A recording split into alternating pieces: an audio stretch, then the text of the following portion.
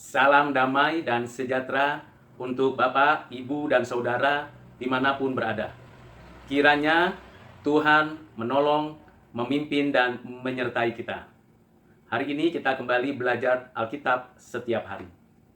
Kita akan melanjutkan pelajaran hari ini dari Kitab Kejadian, pasal yang ketiga, ayat yang ke-8, sampai dengan ayat yang ke-24.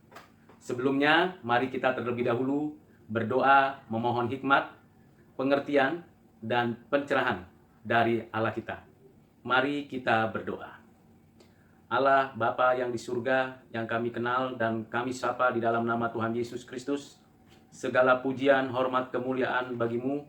Pada hari ini kembali kami mau belajar dari Alkitab, belajar kebenaran-Mu agar kami menjadi pelaku firman-Mu. Ya Roh Kudus, berilah kepada kami hikmat, bijaksana, dan kemampuan untuk mengerti pengajaran dari Alkitab, dan kami mau menjadi pelaku firman dan kehendak-Mu yang jadi, yang mengubah hati kami, supaya kami sungguh-sungguh sebagai anak-anak Allah di bumi ini, menyaksikan kasih dan kebenaran-Mu.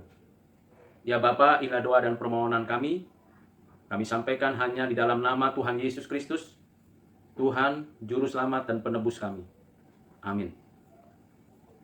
Bapak, Ibu, dan Saudara yang kekasih di dalam Kristus, pada video sebelumnya, untuk belajar Alkitab, kita memerlukan hikmat, pencerahan, bimbingan dari Roh Kudus. Karena seluruh kitab dan seluruh apa yang tertulis, semuanya diinspirasikan oleh Roh Kudus. Dan setiap penulis Alkitab memberikan kepada kita pengertian pada konteksnya, tetapi juga sekaligus memberikan kepada kita maknanya untuk kita dapat menerapkan pengajaran Alkitab dengan baik dan benar. Di dalam Kejadian pasal 3, di mana kita tahu itu adalah kisah kejatuhan manusia ke dalam dosa. Karena keinginannya sendiri, kemauannya ingin menggeser posisi dan keberadaan Allah di dalam hidup manusia, bahkan dengan sengaja melawan dan memberontak Allah dengan melanggar perjanjian kerja. Dan di dalam Kejadian pasal 3 ayat 1 sampai dengan 7, dengan percakapan yang sudah dilakukan oleh perempuan dengan ular, dan bagaimana sikap tindakan daripada perempuan dan Adam, yang memberikan kepada kita gambaran dan makna bahwa manusia memang punya kebebasan, tetapi kebebasannya bukan untuk taat kepada Allah, bukan untuk menghendaki kehendak Allah di dalam hidupnya, tetapi kebebasannya justru untuk melawan Allah. Namun demikian, kita harus tahu dan kita menyadari bahwa akibat dosa yang dilakukan Adam dan Hawa kepada Allah ialah kematian. Dan pada saat peristiwa itu terjadi di Taman Eden, di bumi yang waktu itu hanya mereka berdua, ternyata di ayat 7 dituliskan bahwa terbukalah mata mereka berdua, dan mereka tahu bahwa mereka telanjang. Lalu mereka menyemat daun pohon ara dan membuat cawat. Manusia berupaya untuk menutupi kesalahannya dengan caranya sendiri, bahkan menggunakan apa yang ada di bumi ini, di taman itu, untuk menutupi keberadaannya yang telanjang. Manusia sadar ketika ia berdosa kepada Allah. Ini menjadi sebuah pelajaran bagi kita bahwa tidak ada dosa yang dilakukan manusia tanpa kesadaran. Dan manusia tahu bahwa ia berbuat jahat kepada Allah, melakukan pelanggaran kehendak Allah. Namun dalam situasi seperti itu pun, Tuhan yang menciptakan dan yang memelihara ciptaannya tidak pernah meninggalkan karya ciptaannya. Di ayat 8 dituliskan, ketika mereka, Adam dan Hawa, mendengar bunyi langkah Tuhan, mereka mendengar bunyi langkah Tuhan Allah yang berjalan-jalan dalam taman itu pada waktu hari sejuk, bersembunyilah manusia dan istrinya itu terhadap Tuhan Allah di antara pohon-pohonan di dalam taman itu. Mereka bersembunyi dari Allah. Mereka tahu Allah hadir. Mereka masih punya kesadaran adanya kehadiran Allah di dalam taman itu. Dan ini menjadi sesuatu pemahaman yang sangat luar biasa diberikan oleh Alkitab, bahwa manusia dalam keadaannya sudah melawan Tuhan, dalam keadaannya sudah memberontak kepada Tuhan, ternyata Tuhan masih saja memberikan keberadaannya yang penuh cinta kasih. Ia datang ke taman itu, berjumpa dengan Adam dan Hawa atas inisiatif keinginan kemauan Allah sendiri. Tetapi manusia justru karena di dalam dosa, di dalam kemauannya yang melawan Tuhan, manusia justru bersembunyi dari hadapan Allah. Mereka tidak mampu berjumpa dengan Allah. Sekalipun Allah, Tuhan yang Maha Adil itu menjumpai manusia. Ini adalah sebuah ironis. Dan ini yang terjadi. Kita tahu, kita sadar kita berdosa. Sekalipun Tuhan Allah datang kepada kita, kita justru maunya melarikan diri dan sembunyi dari hadapan Tuhan Allah. Dan ini memberikan kepada kita gambaran bahwa itulah dampak dari dosa. Bukan hanya kematian yang menanti orang-orang berdosa, tetapi juga berdampak pada satu keinginan yang melarikan diri dari Allah. Manusia tidak akan pernah datang kepada Allah di dalam keadaannya yang berdosa, kecuali Allah sendiri yang menarik manusia untuk datang kepadanya di dalam kehendaknya yang berdaulat mutlak dan belas kasihannya. Di dalam ayat 9, Tuhan memanggil manusia dan berfirman kepadanya, "Di manakah engkau?" Tuhan memanggil Adam dan Hawa. Tuhan tahu di mana Adam dan Hawa. Adam dan Hawa sedang bersembunyi, menjauhkan diri dari Allah. Tetapi saat yang sama, Tuhan mendatangi Adam dan Hawa dan memanggil dengan firman-Nya, dengan kekuatan kasih-Nya. "Adam, di mana engkau?"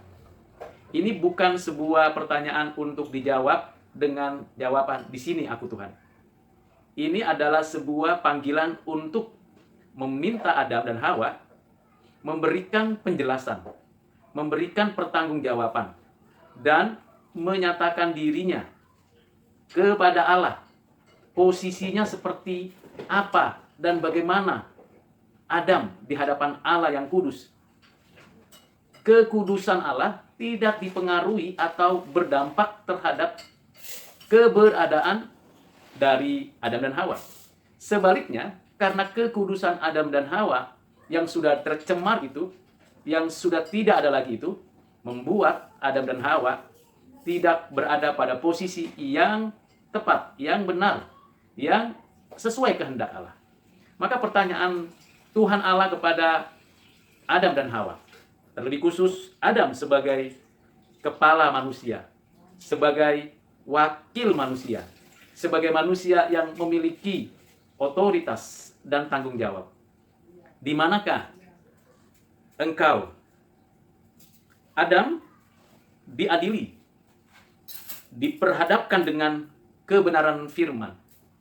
Adam menjawab, "Ketika aku mendengar bahwa engkau ada di taman ini, aku menjadi takut karena aku telanjang, sebab itu aku bersembunyi." Dampak daripada keberdosaan manusia ialah ketakutan. Takut kepada Allah. Bukan berarti di situ ada rasa hormat, tetapi takut karena pastilah ada penghukuman. Takut karena pastilah orang-orang yang hidup di dalam dosa telah tahu akibat yang akan diterimanya.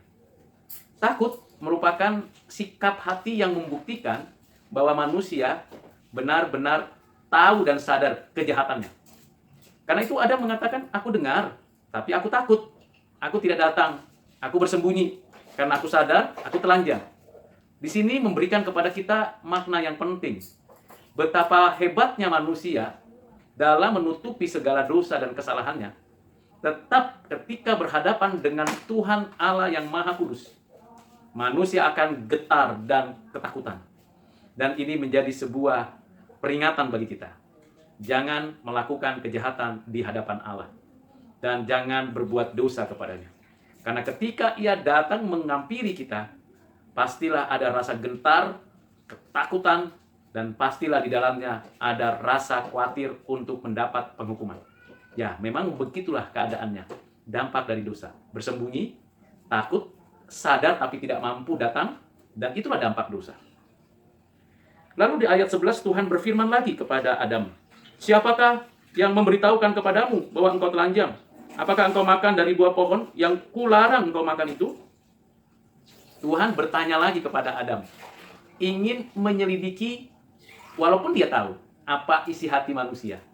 Ingin Adam menyampaikan secara pribadi apa sebenarnya yang sedang terjadi.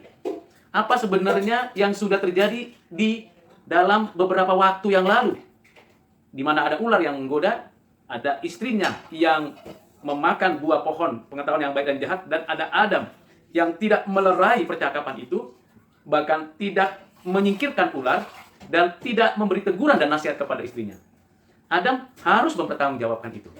Tetapi Adam bukannya mengatakan, ya memang saya bersalah, harusnya saya mengusir ular itu, seharusnya saya menasihati, menegur istri saya, seharusnya saya bertindak sebagai kepala dari rumah tangga saya, sebagai kepala atas manusia, mewakili manusia yang punya otoritas, seharusnya saya tampil di sana. Tapi saya diam saja, itulah kesalahan saya. Tapi itu adalah harapan pengertian yang mungkin bisa muncul pada konteks itu. Tetapi apa yang terjadi? Apa yang dijawab oleh manusia? Ketika Tuhan bertanya, siapakah yang memberitahukan kepadamu bahwa engkau telanjang? Memang sebenarnya Adam dan Hawa tidak pernah berpakaian atau belum berpakaian pada waktu itu. Karena kekudusan menutupi ketidak berpakaiannya Adam dan Hawa. Kesucian membuat suami istri ini hidup di dalam kehidupan yang kudus sekalipun tidak berpakaian. Tetapi keberdosaan membuat manusia menutupi keberadaan tubuhnya yang telanjang dengan ciptaan yang lain, dengan daun-daun pada sebuah tumbuhan. Pakaian memberikan kepada kita gambaran bahwa itulah bukti bahwa manusia sudah berdosa. Tentu ini perlu kita renungkan dan refleksikan serta kita pelajari lebih khusus lagi. Bapak, Ibu, Saudara yang kekasih di dalam Kristus, siapakah engkau yang memberitahukan kepadamu bahwa engkau telanjang? Apakah engkau makan dari buah pohon yang kularang engkau makan itu? Manusia itu menjawab, perempuan yang kau tempatkan di sisiku, dialah yang memberi dari buah pohon itu kepadaku, maka ku makan. Sikap yang tidak gentle, tidak bertanggung jawab, tidak mau mengakui kesalahan, kekurangan, dan ketidakmampuannya. Sikap seperti inilah yang terjadi pada setiap orang berdosa. Setiap orang berdosa berupaya untuk menyalahkan orang lain. Menyalahkan pihak-pihak yang mungkin berdekatan dengan dirinya. Tidak mau mengakui kesalahannya sendiri. Yang ironis, Adam justru menyalahkan Hawa istrinya. Padahal sebelumnya di pasal yang kedua, di ayat 23 dipertegas lagi, inilah dia, tulang dari tulangku dan daging dari dagingku. Ia akan dinamai perempuan sebab ia diambil dari laki-laki. Wow, romantis sekali bukan? Tetapi apa yang terjadi ketika Adam bersalah, berdosa kepada Allah? Ia justru menyalahkan perempuan itu, dan yang menakutkan, artinya yang betul-betul sangat miris ketika disampaikan di dalam penjelasannya, perempuan yang kau tempatkan. Jadi siapa yang menempatkan perempuan itu? Tuhan Allah. Sebab memang dikatakan di dalam ayat yang ke-18, pasal yang kedua, Tuhan Allah berfirman, tidak baik kalau manusia itu seorang diri saja, aku akan menjadikan penolong baginya yang sepadan dengan dia. Iya, Tuhan yang memberikan perempuan itu menjadi istrinya, yang berasal dari tulang rusuknya, yang dibentuk diukir sedemikian indahnya. Bahkan Adam dengan sungguh-sungguh mengakuinya. Tetapi saat dia sudah berdosa, berbuat jahat kepada Allah, melakukan tindakan yang tidak benar kepada Allah, apa yang dilakukan oleh Adam? Engkau Tuhan yang menyebabkan aku berdosa. Sebab perempuan itu engkau yang tempatkan. Dan perempuan itu menyuruhku memakan buah yang kau larang. Sekarang aku makan. Dan aku tidak bersalah. Aku bebas. Bukankah seperti itu kebanyakan manusia? Ketika berdosa melawan Tuhan Allah, ia lebih mudah menyalahkan orang lain, tidak mengakui kesalahannya, bahkan seringkali menyalahkan Tuhan. Betapa jahatnya manusia di hadapan Allah. Sudah jatuh, berdampak dengan segala keberadaannya, sekarang yaitu melawan Tuhan. Dengan terang-terangan, Kau Tuhan yang menempatkan perempuan itu. Bapak, Ibu, Saudara yang kekasih dalam Kristus, apabila kita sadar betul dari kisah ini, bukankah acap kali kita melakukan hal yang sama dengan apa yang dilakukan oleh Adam? Mari kita bertobat dari kesalahan seperti itu. Dan di dalam ayat yang ke-13, Tuhan tidak memperpanjang lagi tanya jawab pertanggungjawaban Adam kepadanya. Cukup jawaban Adam itu untuk membuktikan bahwa memang manusia dengan sengaja bukan saja memberontak kepada Allah, sekarang dengan sengaja melawan Tuhan di hadapannya.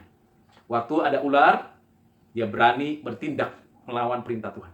Sekarang di hadapan Tuhan sendiri, ia berani menyalahkan Tuhan. Betapa jahatnya kita manusia. Dan di ayat 13 dikatakan, kemudian berfirmanlah Tuhan kepada perempuan itu, apakah yang telah kau perbuat? Jawab perempuan itu, ular itu yang memperdayakan aku, maka aku makan. Ya, memang ada benarnya. Ular itu yang mencobai, menggodai, memutarbalikkan firman, yang membuat dia akhirnya terdorong, terperosok ke dalam kejatuhan. Padahal sesungguhnya, Hawa sudah ada di pinggir jurang. Ingin bebas, lepas, mau seperti Allah. Karena ia juga menimbang-nimbang dalam hatinya. Apa yang sudah disampaikan ular menjadikan dia mendapatkan teman melawan Tuhan. Ini yang terjadi. Dan ia menyalahkan ular. Lagi-lagi setan yang disalahkan. Lagi-lagi ular yang disalahkan. Lihat, seringkali kita lakukan itu, bukan? Kalau kita mencuri, berbohong, malas, bahkan melakukan hal yang jahat dan buruk, kadang-kadang kita mengatakan itu setan, itu roh jahat, itu kuasa gelap. Ya memang roh jahat, kuasa gelap, setan selamanya akan berbuat jahat. Tidak perlu dipungkiri. Tetapi seharusnya manusia menyadari, bukan? Punya otoritas untuk mengusir setan. Dan ketika berbuat jahat, jangan salahkan setan. Engkaulah, kitalah, Bapak, Ibu, dan Saudara, dan saya lah yang berbuat dosa itu. Setan sudah berdosa. Kita harusnya tahu batasan mana yang harus kita lakukan. Jadi ada dua hal yang terjadi. Manusia menyalahkan orang lain, bahkan menyalahkan Tuhan, dan manusia menyalahkan setan. Ini faktanya. Inilah dampak dosa. Dosa bukan hanya saya mencuri, berbohong, tetapi apapun peristiwa yang terjadi dalam kehidupan kita, kita seringkali menyalahkan pihak lain, menyalahkan sesama kita, menyalahkan Tuhan, menyalahkan setan. Kita tidak berani bertanggung jawab dengan apa yang sudah kita lakukan. Betapa kita harus bertobat. Bapak, Ibu, Saudara yang kekasih, kembali ayat 14 dikatakan Tuhan. Tuhan tidak memperpanjang pertanyaan seperti kepada Adam. Dia langsung beralih berfirman kepada ular dan berkata, karena engkau berbuat demikian, terkutuklah engkau di antara segala ternak dan di antara segala binatang hutan. Dan dengan perut mula engkau akan menjalar, dan debu tanahlah akan kau makan seumur hidupmu. Tuhan langsung mengambil keputusan penghukuman terhadap ular. Terhadap manusia, jelas sudah ada penghukumannya, yaitu kematian. Jelas terlihat dampak-dampaknya, dan sekarang kepada ular, tidak perlu diinterogasi, diinvestigasi lagi, langsung dijatuhkan penghukuman. Terkutuk, dan ia hanya hidup dengan cara seperti memakan tanah saja. Dan ini banyak pelajaran yang perlu kita renungkan dan refleksikan. Lalu kata Tuhan juga kepada ular, aku, kata Tuhan, akan mengadakan permusuhan antara engkau dan perempuan ini, antara keturunanmu dan keturunannya, keturunannya akan meremukkan kepalamu, dan engkau akan meremukkan tumitnya. Tuhan menyatakan keputusannya, penghukuman terhadap ular, dan apa rencana Tuhan terhadap manusia. Bapak, Ibu, Saudara yang kekasih dalam Kristus, ikuti terus video belajar Alkitab setiap hari. Jangan lupa subscribe dan notifikasi channel YouTube ini. Dan Tuhan Yesus memberkati Bapak Ibu dari belajar dari Alkitab ini. Sebelumnya mari kita berdoa, kiranya pelajaran hari ini menjadi berkat bagi kita. Amin. Bapa Surgawi dalam Kristus, bersyukur untuk kebenaran firman yang sudah kami dengar, yang sudah kami ketahui. Ajar kami bukan hanya tahu dan mengerti, tapi mau menjadi pelaku firman. Kami mau taat kepada Tuhan, tidak melakukan kejahatan, dan kami rindu supaya kami hidup di dalam kebenaran dan bertanggung jawab untuk setiap apa yang kami lakukan. Mohon belas kasihan-Mu, mohon kemurahan hati-Mu. Kiranya Roh Kudus memampukan kami dan memberikan kepada kami hikmat untuk kami dapat menjadi pelaku firman di tengah-tengah zaman yang bengkok ini. Berkati kami, baik yang menyampaikan maupun yang mendengarkan. Dan setiap orang diberkati disertai oleh-Mu. Inilah doa dan permohonan kami ya Bapa, di dalam nama Tuhan Yesus Kristus, kami berdoa bersyukur. Amin. Ikuti terus video belajar Alkitab setiap hari. Tuhan Yesus memberkati Bapak, Ibu, dan Saudara dimanapun berada. Dan doakan agar program ini terus berjalan dan berlangsung dengan baik. Dan Tuhan memakai program ini untuk menjadi berkat bagi banyak orang. Tuhan Yesus menyertai kita.